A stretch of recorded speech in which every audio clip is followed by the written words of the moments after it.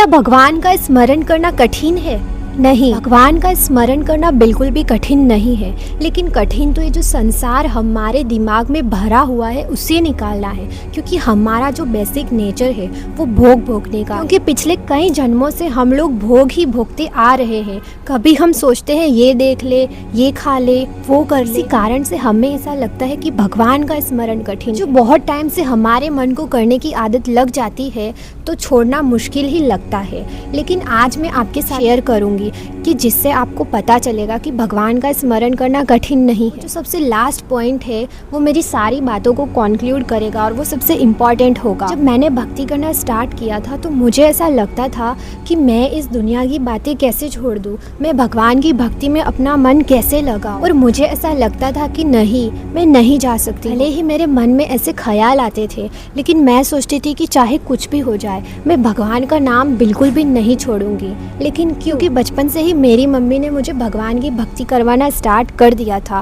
और मैं थोड़ा थोड़ा करके भगवान की भक्ति में मेरा मन लगता था। मैंने सबसे पहले भगवान की बुक्स को रीड करना स्टार्ट किया था। तो उस बुक में मैंने एक बात पढ़ी थी, मनुष्य जीवन का लक्ष्य ही ये है कि भगवान की प्राप्ति करना, कि चाहे कुछ भी हो जाए इस संसार में, आप कितने भी भोग भोग ले, अंत में थक हार करके आपको भगवान के पास ही आना है।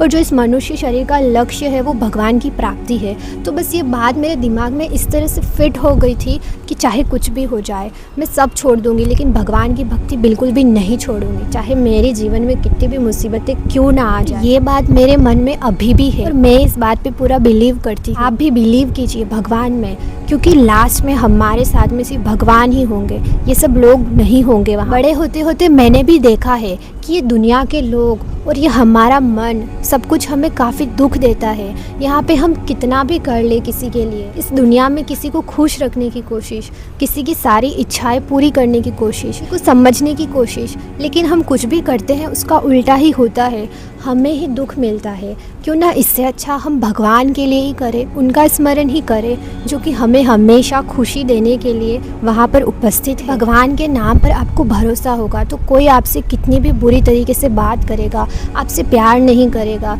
या फिर आप अकेले होंगे तो आपको अकेलापन महसूस नहीं होगा। आप सोचेंगे कोई मेरे साथ में है या नहीं, लेकिन मेरे भगवान मेरे साथ है, क्योंकि यही बात तो सच है कि भगवान ही है आपके साथ। भगवान का नाम लेते रहने से हमारे मन में एक शांति बनी रहेगी कि हमारे जीवन में चाहे कितना भी दुख क्यों ना हो, भगवान तो हमारे साथ। हम सोचेंगे कि हम भगवान के हैं और वो जो करेंगे अच्छा ही करेंगे, क्योंकि उनसे बेहतर हमारे लिए कौन जान सकता है कि हमारे लिए क्या अच्छा है।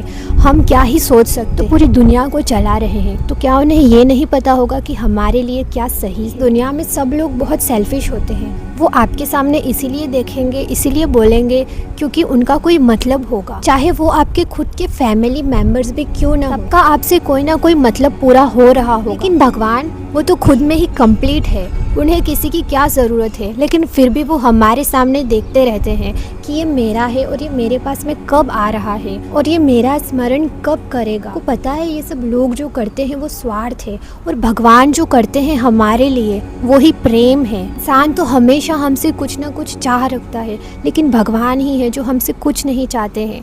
तो आप ही बताइए हमारा सच्चा साथी कौन है, भगवान या फिर मनुष्य? वो है जो बिना कुछ कहे ही सब समझ लेता है, और एक वो है जिसे हम हमारा दुख सुनाते लेकिन फिर भी वो अनसुना कर देता है। भगवान को सच्चिदानंद स्वरूप कहा जाता है, मतलब कि आनंद का स्वरूप, उनमें बहुत सारा आनंद भरा हुआ है और हम जिसका स्मरण करते हैं हम भी वैसे ही बन जाते हैं। तो अगर हम आनंदमय भगवान का स्मरण करेंगे तो हम भी उनके जैसे ही बन जाएंगे। लेकिन जो पहले से ही दुख में है, हम उसके पास में क्या जाए, वो तो हमें दुख के अलावा क्या देगा, वो हमें और भी ज़्यादा दुखी कर देगा। आपको इस संसार को छोड़ने की कोई ज़रूरत नहीं है, लेकिन आपको किसी ना किसी तरह अपने मन को प्रभु से जोड़ के रखना है, चाहे वो उनकी कथा का श्रवण हो या फिर उनका नाम जप हो या फिर भजन हो, कीर्तन। इस तरह से आपका मन जब प्रभु से जुड़ा रहेगा, जैसे जैसे आपका नाम जप बढ़ेगा, प्रभु का स्मरण बढ़ेगा, तब ये संसार ऑटोमेटिकली आपके दिमाग से निकल जाएगा और आप सोचेंगे कि ऐसा कैसे होगा। भगवान का स्मरण बढ़ेगा और आपको शांति मिलेगी तो आपको अच्छा ही लगेगा। हरे कृष्ण।